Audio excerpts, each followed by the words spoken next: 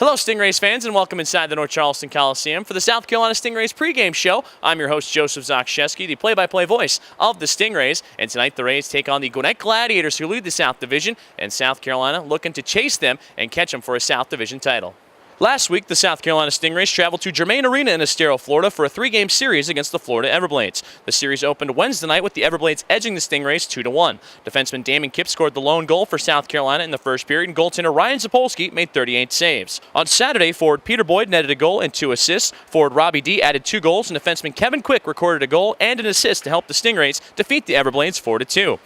The Stingrays and Everblades wrapped up their regular season series Sunday afternoon. The Stingrays erased a 2-goal deficit and tied the contest twice, but fell in overtime 4-3. Forward Jay Sylvia pitched in 2 assists in the loss. The Stingrays finished the season series against their South Division rivals with a 6-4, 1-0 record. It was okay. Okay for us. We got 3 out of 6 points when looking at the big picture. Had some good points in the game and good periods of play down there, but overall we'll take it. Not exactly what we were looking for. We wanted 2 wins down there and wanted 4 out of 6 points, but we'll regroup this week, come back and get ready for Gwinnett on Friday and Saturday. Yeah, definitely. It's a tough place to play, a tough road trip like we talked about, but anytime you can go down on the road and get a split, which essentially we did, getting 3 out of 6 points is something you'll take. You know, we were shooting for 4 out of 6, but fell a little bit short, but all in all, a pretty good trip. Yeah, you know, it was, I think, a pretty good weekend overall. We went down there looking to get 4 points. We ended up getting 3. You know, we had a big comeback tie on Sunday, and then we ended up losing in overtime. But, you know, overall, I think we showed, you know, a lot of effort out there, and, you know, I think it's a good thing for our team here on out. It was nice. Yeah, we did get 3 out of 6. I mean, we were hoping for 4. And starting with Wednesday, we had a tough day. I mean, we came out a little flat. Florida played pretty good in their building. They had a big crowd that kind of got on top of us. We went into the 8 ball a little bit from the beginning, and it was tough to come back. And then Saturday, it was nice having Vidmar back. He brought that extra life in that back end, and I think we all came together. We played as a team, and we came out with a big win. And then Sunday, tough loss in overtime. It really hurts, especially with a comeback like that. But I think we're making the moves in the right direction at this time of year, and so hopefully leading into this weekend, we'll have a good week of practice and be ready to go. Yeah, it was good. We kind of, you know, approached it as a bit of a playoff series going into it, where with the 2-3-2 format, it was kind of like, you know, we prepared for you know, a 3-game set on the road, and obviously, like you said, we would have liked to get, you know, maybe 4 points instead of 3, but you know, we were definitely in both games. All 3 games. You know, it was tight games. That's kind of playoff hockey. It could go either way, and you know, especially I know from a personal standpoint on Sunday there, if we maybe got another save or 2, we probably could have pulled that one out. But you know, we still got a point out of it, and to get 3 out of 6 is not definitely not the end of the world. Yeah, there's no question. It's a dogfight right now in the Eastern Conference. All the way, well, 1 and 2 are battling right now, and then 3 through 10 is all real tight. So we know what's at stake. We know what's on the line, and this weekend we'll have huge implications on where we finish up, and we're just looking to Friday. We need to focus on Friday night and make sure that we have a good effort and we come out with a lot of pace to our game and get the result that we're looking for on Friday. You know, no surprises with either team, what either team's going to do, and just going to be whatever team works the hardest and whatever team competes the hardest. There's not going to be any surprises. We've seen each other numerous times throughout the season, so it'll just be down to who wants it more and who's going to compete harder this weekend. Yeah, it does. You know, there's a division championship on the line. I think they're 4 points ahead of us, 4 or 5 points ahead of us right now. So if we can, you know, get a couple wins this weekend, it'll really help us out. And, you know, as well as we could see them again in playoffs. So it's just a little preview of what we may find. Absolutely, a lot is on the line right now. I mean, I think every time we go down to Gwinnett or we play them, it's a battle. I mean, last time we had that overtime loss, it was a tough one. I'm sure it's going to be a battle again this weekend, but we're going into this weekend expecting nothing less than 4 points. So I think anything less than that will be a disappointment.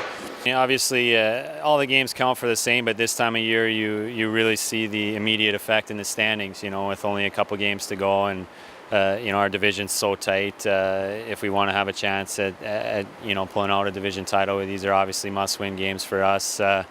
Just kind of looking at the standings, and you know, having been in Gwinnett last year, I know how they approach things, and I know they'll be prepared. And they obviously have a good club, and I know they just got a few guys back from the American League, so they'll kind of be reloaded for their playoff push. And it's a fun time of year. This is the time you want to be playing. You got to be playing your best hockey to get points. So yesterday, the Stingrays announced a very special award given annually to a player who's shown his dedication and giving back to the Charleston community, in the Jerry Zucker Community Service Award. And this year, that player was defenseman Scooter Vaughn.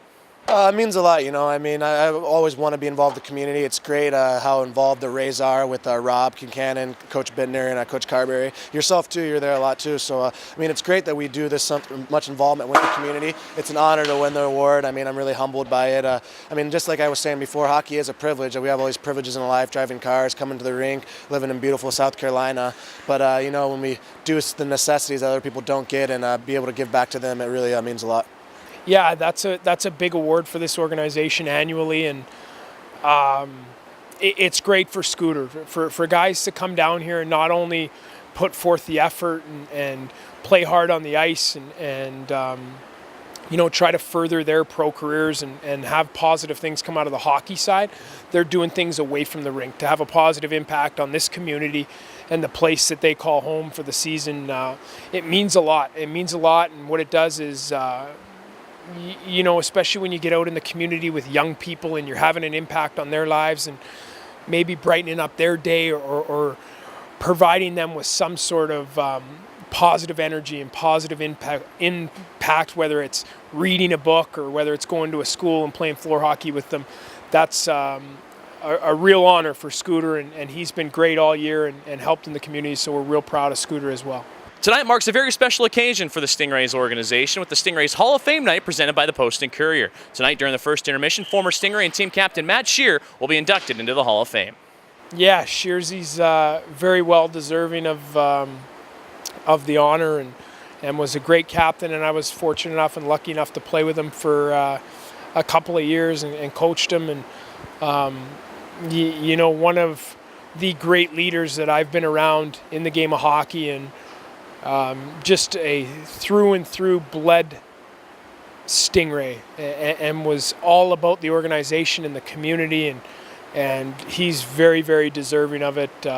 Just a tremendous career for South Carolina. Played every single one of his pro games for South Carolina, and real happy for him. I think it's great. I think Shearsy is a tremendous guy. He's an even better person than he is a hockey player. He was an awesome guy to have in the locker room, and can't say enough about him, what he brought to our room last year and how he competed, how he took his job serious, and how he came to work every day, no matter if it was on the road, 3-3 on a Sunday, it doesn't matter. Monday morning, he came to work with the same attitude every day, and guys in the locker room just feed off of that and just a positive energy. And congrats to him for having that honor. It's pretty cool. I'm very proud of Matt. I think it was a good choice. Matt is a quality person. If you take hockey out of it, he's one of the moral compasses of the locker room. Since his first rookie day there, all the way to his last game that he played with us, he was the moral compass. He was he was a guy that you do right, you go to Matt and find out what the right thing to do is. He demanded that from his team, and he led by example. And I'm really, really happy for him and his family.